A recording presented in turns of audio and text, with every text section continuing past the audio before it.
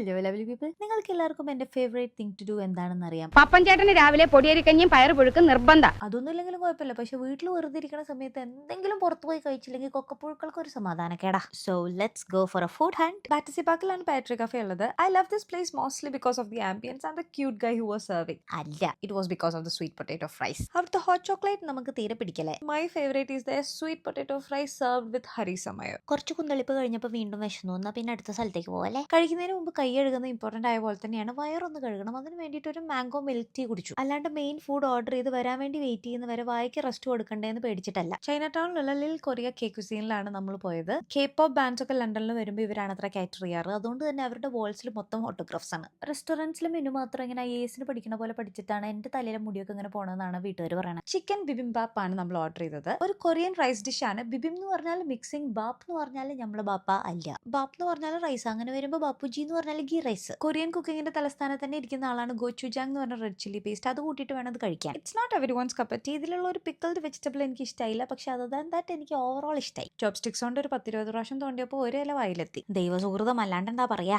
പുറത്തു കൂടെ പോണ ആൾക്കാരൊക്കെ എന്റെ കോപ്രായം കണ്ട് ചിരിക്കാൻ തുടങ്ങിയപ്പോൾ ഞാൻ മെല്ലെ സ്പൂണിലേക്ക് മാറി. ശരിയോ